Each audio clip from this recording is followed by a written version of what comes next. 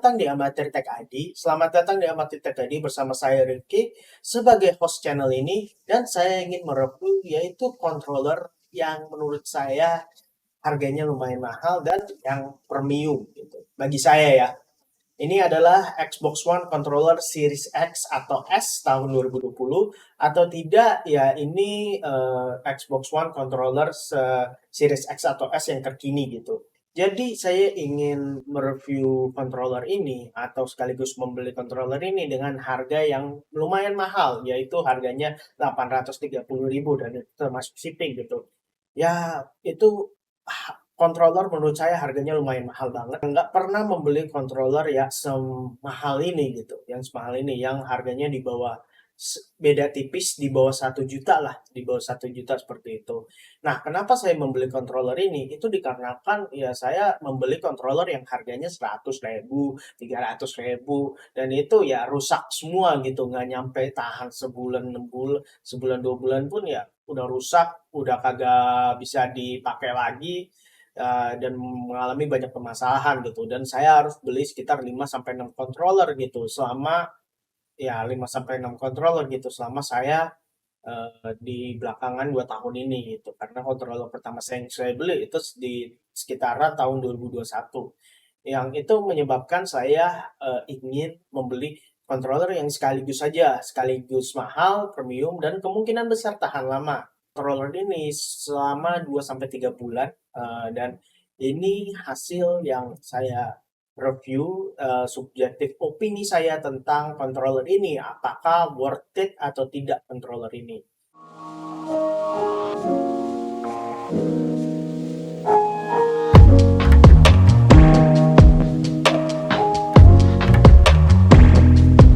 Oke, sebelumnya kita unboxing dulu ya yang ada di paket penjualan Xbox controller nih. Nah, yang pertama itu pastinya ada controllernya, buku-buku garansi dan manual, kode gratis untuk 1 bulan subskripsi Xbox Game Pass, dan micro USB Type-C untuk kalian jika mau mencolok kontrolernya supaya bicara wire. Dan itu aja yang ada di paket penjualan Xbox controller. Spesifikasi yang ada di controller Xbox One ini yaitu memiliki tinggi sekitar 101,9 mm, lebarnya 152,9 mm dengan kedalaman 61 mm.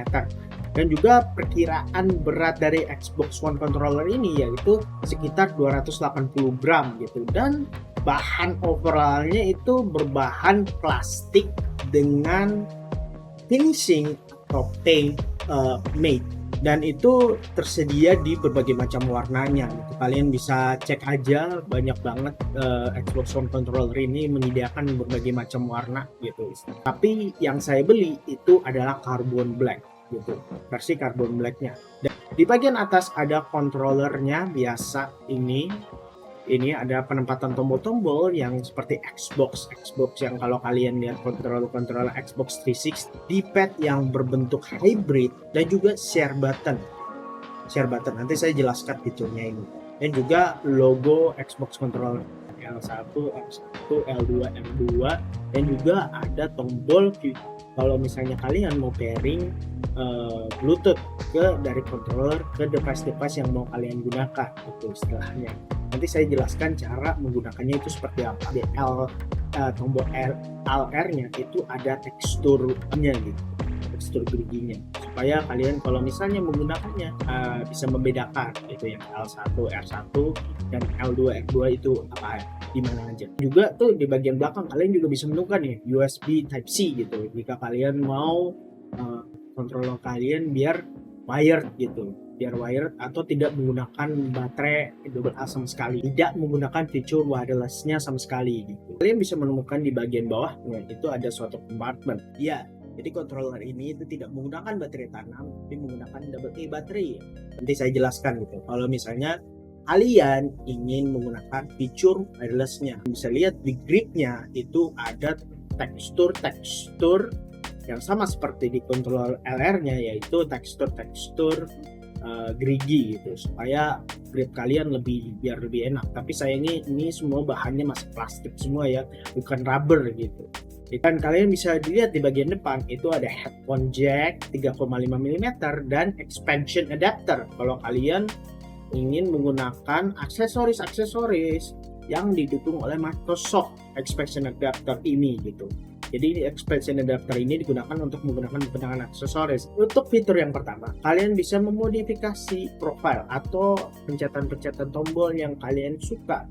Itu maunya kayak gimana, kalian bisa menyeting ke profilnya dengan aplikasi yang ada di Microsoft Store bernama Xbox Accessories. Bisa menyeting profile sesuka mungkin kalian gitu. Maunya pencetan A itu jadi apa, B itu jadi apa, X itu apa, pokoknya terserah gitu.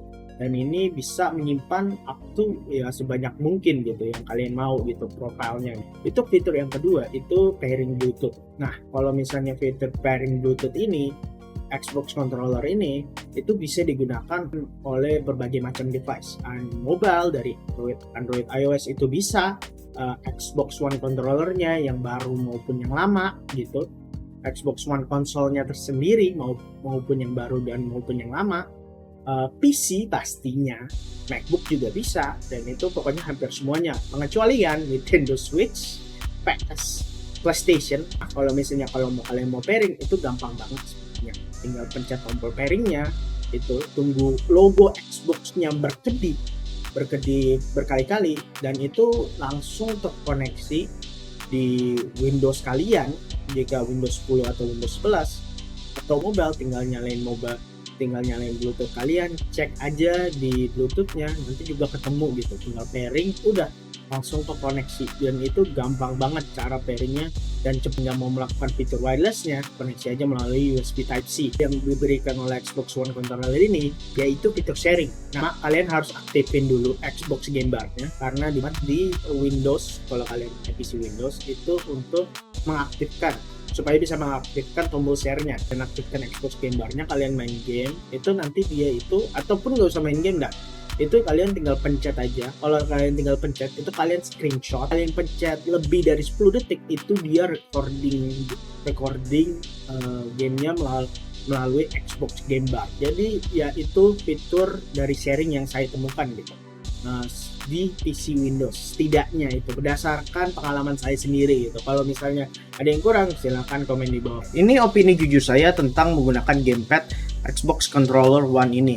Nah, untuk menggunakan gamepad ini kerasa premium banget gitu. Beda kalau saat dipegang itu dengan controller dengan harga 100 sampai 300 ribuan gitu yang murah. Gitu kerasa feel premium banget. Saat dipegang itu kerasa pasnya, dan juga saat digunakan berlama-lama itu nggak kerasa licin di controller gitu karena keringat yang banyak. Dan controller ini ya dipegang lama itu tuh merasa ya nyaman banget gitu saat digunakan. Tombol XWAB-nya, D-pad-nya, trigger button, shoulder button-nya itu kerasa enak banget. Yang paling highlight banget menurut saya di controller ini yaitu trigger buttonnya kalau bisa dipencet itu bisa dari 0 sampai 100. Jadi 0, 50, 100 tergantung pressure kalian gitu. Beda banget dengan ya controller yang murah gitu. Ya kalau dipencet trigger buttonnya ya dia itu ya 0 sampai 100 gitu, nggak sesuai dengan pressure kita gitu. Shoulder buttonnya dan juga D-pad-nya yang hybrid gitu. Suaranya di D-pad dan trigger button-nya itu satisfying banget. Tombol XYAB-nya itu kerasa enak banget. Soalnya kalau saya pencet berkali-kali itu saya nggak merasa sakit untuk memencet tombolnya gitu. Kalau saya menggunakan controller yang murah atau controller saya yang dimiliki sebelumnya itu kerasa sakit banget, kerasa nggak lama, nggak 5 menit udah sakit gitu. Beda dengan controller ini, saya 5 sampai 10 menit kerasa kuat, masih enak dan nggak merasa sakit di tangan saya. Untuk sticknya itu responsif amat dan sensitivitasnya itu positif menurut saya lah, sesuai dengan pergerakan dan sensitivitasnya itu positif. Maksudnya itu sesuai dengan pergerakan input yang saya lakukan gitu saat di game gitu. Jadi nggak ada kerasa kaku-kaku banget gitu. Jadi sticknya kalau dipakai itu rasanya mulus gitu, mulus banget gitu saat digerakin gitu. Untuk security errornya itu hanya sekitaran 8-12% gitu, bisa vary tergantung kalian puterin berapa kali gitu. Dan itu ya gak ada rasa kaku-kaku saat digerakin ke berbagai arah, rasa mulus banget gitu. Terus ini yang saya highlight banget gitu, yaitu rumble-nya. Nah, kalau misalnya rumble-nya itu memiliki haptic feedback yang namanya teknologi haptic feedback, dan itu kerasa banget gitu. kerasa nyaman gitu, dan bikin controllernya itu nggak bergerak gitu. Kalau saya taruh controller saat itu rumble-nya aktif, bergetar sampai jatuh, sampai bikin controller jatuh. Percaya sama saya, kalau di controller murah itu saya taruh di sini, taruh di meja, itu controllernya saat bergetar itu jatuh, langsung bergetarnya gede banget, udah gede banget, gerak sampai jatuh itu controllernya. Dan itu terjadi berkali-kali di Xbox Controller One ini. Itu tidak efektif. Menurut saya yang negatifnya itu yang pertama adalah ya gak bisa dikalibrasikan controllernya. Yang pertama itu yang bikin kecewa banget, dan masih menggunakan sensor mekanik gitu, tidak menggunakan Hall effect sama sekali. Yang biasanya kalau misalnya kalian kalau controllernya menggunakan sensor mekanik, itu setahun 2 tahun bisa mengakibatkan stick drift. Kayak selanjutnya yaitu controllernya yang saya pakai wireless mode ini, kadang-kadang bluetoothnya, kadang-kadang controllernya nggak connect, padahal bluetoothnya udah connect ke controllernya. Contohnya PC-nya atau laptopnya udah connect ke controllernya, tapi controllernya nggak connect ke PC-nya gitu. Dan sehingga saya ini kadang-kadang harus menyalakan Bluetooth controllernya, atau harus pairing ulang si controller dengan PC-nya. Dan untuk negatif terakhir saya, menurut saya controllernya ini yang harganya sangat mahal banget gitu. Dan itu juga opsinya kalau kalian mau controllernya dapat garansi asli dari Indonesianya, garansi resmi dari Indonesianya, itu kalian harus bayar sekitar 900 ribuan gitu.